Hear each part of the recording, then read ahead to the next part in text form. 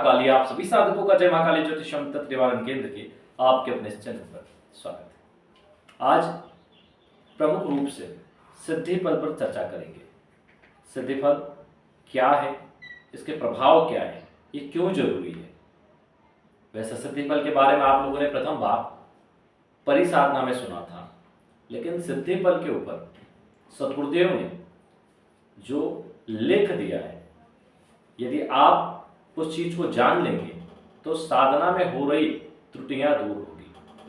क्योंकि जब हम साधना करते हैं तो उससे पहले जो दोष होते हैं, चिंतन दोष, वाक दोष और दृष्टि दोष, ये तीन प्रकार के दोष हमेशा आपकी साधना को फलित होने से रोकते हैं। किस प्रकार इनसे बचा जाए और सिद्धि फल क्या है, इसका प्रयोग कैसे किया जाए। वास्तव में देखा जाए तो सिद्धि फल एक वनस्पति है, लेकिन नाम इसका सिद्धि फल है। चाहे योगी हो, तांत्रिक हो या गृहस्थ हो, जो भी थोड़ा बहुत इन चीजों के बारे में जानते हैं वो इस चीज को अच्छे से समझते हैं और सभी ने माना है कि सिद्धि फल अपने आप में बहुत महत्वपूर्ण साधना सामग्री है। सिद्धि फल को विशेष रूप से साधना सामग्री कहा गया है। यंत्र और माला को वैसे तो साधना सामग्री कहा गया है, लेकिन वनस्पतियों में मुख्य रूप से साधना सामग्री में सिद्धि फल का प्रयोग किया जाता है। चाहे परिवार में विवाद चल रहे हैं, उसके लिए सिद्धि फल का प्रयोग होगा। कोई वशीकरण संबंधित कार्य हो तो सिद्धि फल का प्रयोग होगा।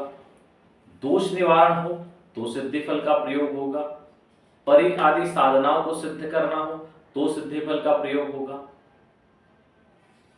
बहुत सारी चीजें हैं जिनमें सिद्धि फल का प्रयोग करके सफलता अर्जित की जाती है। आज उसी विषय पर चर्चा करेंगे और बहुत ज्ञानवर्धक है। बहुत से ऐसे लोग भी होंगे जो वीडियो को आगे बढ़ा देते हैं, उनको सिर्फ उस चीज से मतलब रहता है साधना कब करनी है, कैसे करनी है, कपड़े कौन से पहनना है, माला कैसे चलानी है और कितनी चलानी है और कितने दिन। ऐसे लोग जीवन में कभी भी सफलता को नहीं प्राप्त कर सकते, क्योंकि पहले आप उन चीजों को जान लें जो जरूरी है। कोई अगर ज्ञान हमें प्राप्त हो रहा है, चाहे वो बच्चे से ही क्यों ना हो, ले लेना चाहिए। अगर वो हमें सफलता दिला सकता है, असफल होने से तो अच्छा है बच्चे को गुरु बना के सफल हो लिया जाए। उसी प्रकार साधना से संबंधित ज्ञान आपको चाहे किताब से मिले, मौखिक मिले, बड़े से मिले, छोटे से मिले, ले लो। बहुत से लोगों को लगता है कि उन्होंने थोड़ी सी ज्ञानवर्धक किताबें पढ़ ली है, या फिर वो कुछ लोगों, बड़े लोग जो तंत्र मंत्र जानते हैं, उनके जो तंत्र और मंत्र को जानते हैं, उनके संपर्क में रह के कुछ उन्होंने सीख लिया है, तो वो कई बार अपने आप को ज्ञानी समझने की भूल कर बैठते हैं। ऐसे लोगों को कहना है कि महाराष्ट्र और मध्य प्रदेश की बॉर्डर पर तोरणमाल करके एक इलाका है।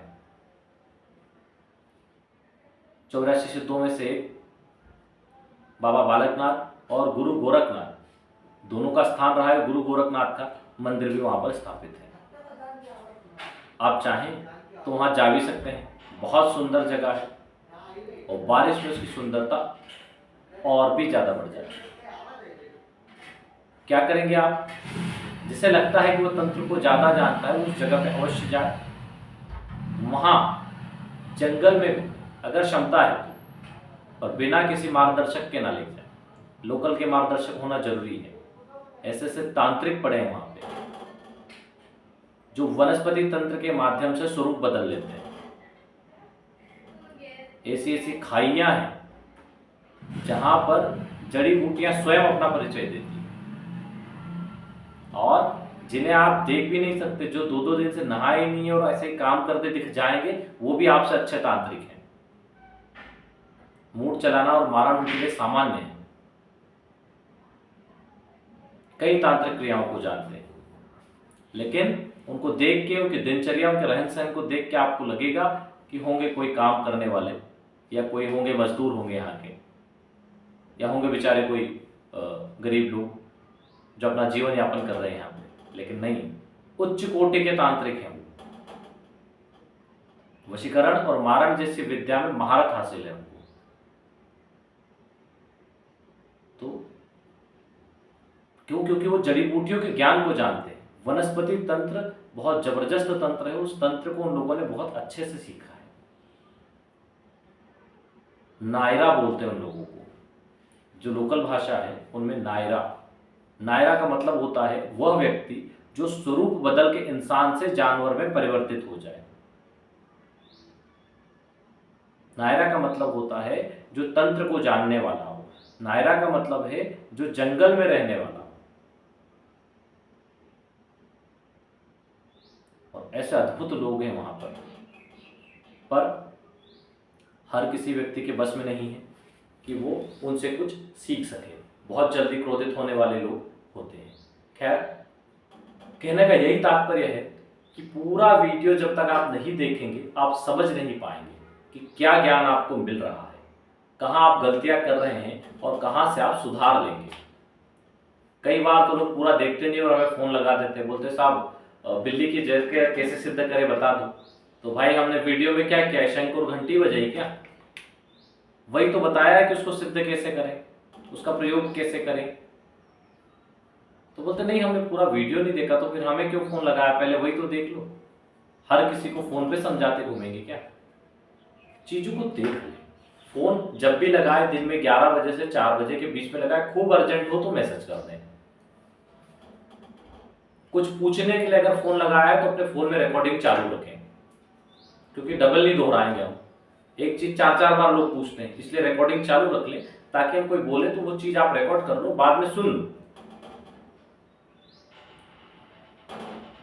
कुंडली विश्लेषण आदि करवाना है तो अपनी डिटेल डाल दें, अपना नाम, जन्म तारीख, जन्म का समय, जन्म स्थान और कुंडली विश्लेषण शुल्क 501 रुपये डाल के उसका स्क्रीनशॉट व्हाट्सएप कर दें। अगर ऑरा स्कैनिंग करवानी है तो सर से पैर तक के फोटो खींच लें और वो फोटो भेज दें, और सीधे हाथ की हथेली की फोटो, अगर पुरुष है तो स्त्री है तो उल्टे हाथ की हथेली की फोटो जिसमें रेखाएं स्पष्ट दिख जाए, और सशुल्क 1100 रुपये डाल के उसका स्क्रीनशॉट व्हाट्सएप कर दें। कोई सामग्री आपको बुलानी है तो व्हाट्सएप पे उस सामग्री का नाम भेज दें, को क्या क्या बुलाना है आपको, उस पर उसका शुल्क बता दिया जाएगा। वो अमाउंट डाल के अपना पोस्टल एड्रेस भेज दें, पोस्टल एड्रेस पे आपकी सामग्री पहुंच जाएगी। वैसे 10 से 12 दिन लगते हैं। अगर आपको जल्दी चाहिए तो आप कुरियर के माध्यम से बुला सकते हैं, तो 150 रुपये उसके ज़्यादा लगेंगे तो आपको जल्दी आ जाएगी। जो सामग्री अवेलेबल रहती है वो भेज दी जाती है। जो बहुत सी सामग्रियाँ हैं जो कि तैयार नहीं रहती, नाम से तैयार होती है, तो उनमें 4 दिन 5 दिन का एक्स्ट्रा समय लग सकता है। तो आपको कोई साधना करनी है तो उसका जो नियत तिथि है उसके पहले ही आपको सारी साधना सामग्री इकट्ठी कर लेनी चाहिए। पहले आप ये तय करें कि आपको साधना क्या करनी है। पहले आप अपने आसपास के माहौल को ठीक करें, अगर घर का माहौल ठीक है उसे ठीक करें, खराब है तो उसको ठीक करें। अगर आर्थिक समस्या है तो आर्थिक समस्याओं से संबंधित साधनाओं को करें। अब कई लोगों के फोन आते हैं कि साहब अभी हम फलाना काम कर रहे हैं और ये करना है, लेकिन हमें कृत्या साधना करनी है। हम बोले कृत्या साधना क्यों? तो बोले ऐसे ही, उन्हें पता ही नहीं कृत्या साधना क्यों करनी है। तो भाई धन की आवश्यकता है तो लक्ष्मी जी की साधना करो। कृत्या जैसी साधनाओं को कौन करे? जो गुरुमुखी हो गया हो, जिसने कम से कम 2 महाविद्याओं की साधना कर रखी हो, कम से कम 1.25 लाख के अनुष्ठान 1.25 लाख के कर रखे हो, तो वो व्यक्ति कृत्या जैसी साधनाओं में प्रवेश करे। मारक क्षमता वाली साधना है ना, छिन्नमस्तिका, माँ धूमावती, महाकाली, मारक सिद्धियां हैं। कृत्या मारक सिद्धियां हैं। पहले तो आपको भेद करना सीखना होगा कि आपकी आवश्यकता क्या है और आपको किस तरह की साधना करनी चाहिए, कौन से तत्व से संबंधित है, कौन मारक है। तो अलग अलग साधनाओं के अलग अलग प्रभाव होते हैं। धन के लिए करना है तो भुवनेश्वरी साधना करें, माँ कमला करें, माँ तारा करें। शत्रु बाधा स्तंभन के लिए करना है, माँ बगलामुखी करें। मारण आदि में तो महाधूमावती, माँ भय त्रिपुर भैरवी, महाकाली, ये साधनाएं आती है। तो पहले समझे कि देखो अभी क्या नवरात्र है, बहुत से लोग जो साधनाओं की सिद्धि करते थे, वो क्या होता है तंत्र में क्या होता है, तंत्र में अगर मारण सिद्धि की जाती है तो मारण सिद्धि का प्रयोग कैसे किया जाता है? उसका प्रयोग किसी कांटेदार वृक्ष पे किया जाता है, लेकिन वो भी तब जब उस सिद्धि को, मारण को, प्रयोग को वापस लेने की आप में क्षमता हो। ऐसा ना हो कि अश्वत्थामा की तरह बस तीर चला दिया वापस लेते नहीं आता है। अब आपने कोई सिद्धि कर ली और उसका प्रयोग करके, जैसे मारण कर लिया, तो आप किसी कांटेदार प्रयोग पेड़ पे उसका प्रयोग करेंगे और प्रयोग करके आप छोड़ देंगे। देखेंगे कि 1 दिन 2 दिन 3 दिन 4 दिन 10 दिन वो सूखने में कितना टाइम ले रहा है। और जैसे लगे कि पत्ते मुरझाने लगे, आपको अपनी क्रिया वापस काट के वापस लेते आना चाहिए, ताकि वो पौधा ना मरे, वो सही रहे। इससे आप अपनी शक्ति का परीक्षण कर पाओगे कि जब आप मारण आदि क्रिया करते हो तो कितने दिन में वो सफल होती है। ये प्रयोग देखने का तरीका है।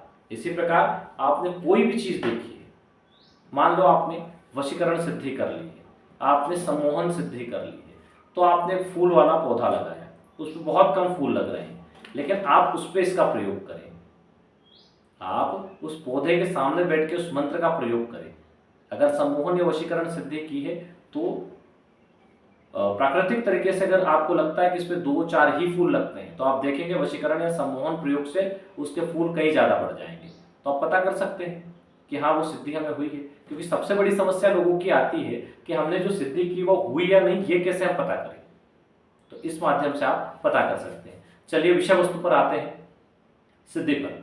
सिद्धि फल को किस प्रकार से प्रयोग किया जाए, पहला प्रयोग उसका देखिए कि किस प्रकार से आप साधना में इसका महत्व जानेंगे और इसका लाभ उठाएंगे।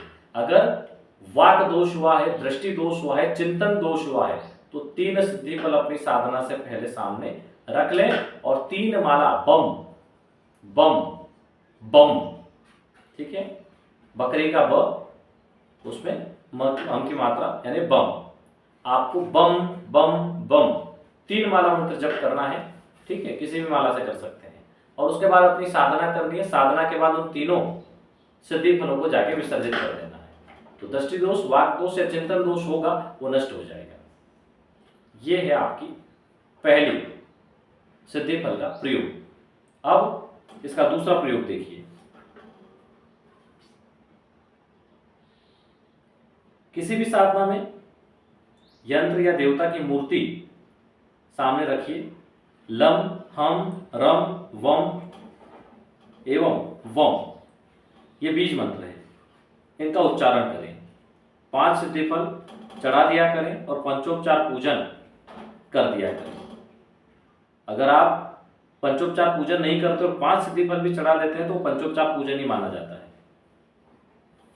ठीक है।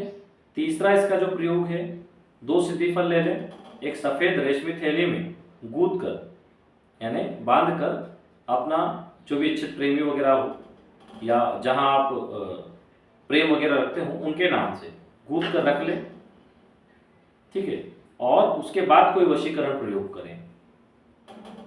अगर पति पत्नी में दिक्कत आ रही, वो लोग भी कर सकते हैं, तो इसका बहुत अच्छा रिजल्ट आएगा। व्यापारी वर्ग हैं तो वे अपने व्यापार स्थल पर लघु नारियल, कुबेर यंत्र, ये लक्ष्मी यंत्र रखते हैं, उनकी मूर्ति रखते हैं, तो वहां पर आप यंत्र के चारों ओर 8 सिद्धि फलों की स्थापना कर दें। ये अष्ट लक्ष्मी के प्रतीक माने गए हैं। गुरु जी की साधना में सिद्धि फल की उपस्थिति एक प्रकार से अनिवार्य ही होती है। आप गुरु साधना कर रहे हैं तो सिद्धि फल अवश्य रखें। 5 चावल की ढेरियां बनाएं, 5 सिद्धि फलों की उनके ऊपर स्थापना करें। ये गुरु परंपरा की उपस्थिति है, उसका प्रतीक माना गया है। अब प्रत्येक तांत्रोक्त गुरु पूजन अगर आप करते हैं तो उसकी पूर्णता के लिए एक सिद्धि फल प्रत्येक अनुष्ठान पर गुरु चित्र पर अर्पित अवश्य कर दें। यह वरदायक माना गया है। आगे जिस प्रकार भगवान शिव को धतूरा प्रिय, उसी प्रकार भगवान विष्णु को सिद्धि फल अर्पित किए जाते हैं। उनके बिना उनकी साधना पूर्ण नहीं मानी जाती। आगे जाएंगे, किसी का मन बदल गया हो, आपसे रुष्ट हो गया हो, बड़ा ही आपका आत्मीय हो, तो एक सिद्धि फल उसे भेंट कर दीजिए। ये सौभाग्य प्रदायक माना गया है। जो आपके संबंध है उनमें मधुरता आएगी और घर में स्थापित होगा तो उनके मन से मलिनता, वैमनस्यता दूर होगी। तांत्रिक नारियल जिस घर में भी रहता है, वहां के जो दूषित प्रभाव है ना, उन्हें वैसे भी नष्ट कर देता है। सिद्धि फल की जो उपस्थिति है वो लक्ष्मी का प्रतीक है। साधक के घर में जितने भी दरवाजे हों उतने सिद्धि फल ले लें और घर के मुख्य दरवाजे पर तांत्रिक नारियल के साथ स्थापित कर दें, तो लक्ष्मी का चिरवास होता है, लक्ष्मी कृपा बन जाती है। मन में जहाँ खिन्नता हो, मानसिक उलझने हो, चित्त में शांति न हो, तो सिद्धि फल को कपड़े में गूंथ कर गले में धारण कर लें। आप देखेंगे विष दोष जैसा प्रभाव भी दूर होने लग जाएगा। साधना समाप्ति में भी दान दक्षिणा की जब बात आती है तो दक्षिणा को साधना को पूर्णता देने के लिए दान के साथ कुछ सिद्धि फल भी मंदिर में अर्पित किए जाते हैं, या दान लेने वाला जो उसे दिए जाते हैं। तो आपकी साधना में कोई न्यूनता आई है तो वो दूर हो जाएगी, कोई न्यूनता आई है वो बाकायदा दूर हो जाएगी। ये है सिद्धि फल का प्रभाव। वैसे तंत्र में बहुत सारी चीजें हैं जिनके अजब गजब प्रभाव हैं, और लगातार इससे संबंधित हम आपको जानकारी देते रहते हैं। सिद्धि फल की फोटो हम स्क्रीन पे डाल देंगे ताकि आप लोगों को देखने में दिक्कत ना आए। जो लोग साधना आदि में रुचि रखते हैं वो लोग पेड ग्रुप ज्वाइन कर सकते हैं। पेड ग्रुप का शुल्क 51 रुपये है 6 महीने। उसमें आपको हमारा मार्गदर्शन मिलता है जिससे आप साधना सीख सकते हैं। अनेक प्रकार की विधियां और मंत्र सिद्ध करेंगे जिनसे अनेक प्रकार के आप कार्य कर सकते हैं। चलिए आज के लिए इतना ही। जय गुरुदेव, जय महाकाल।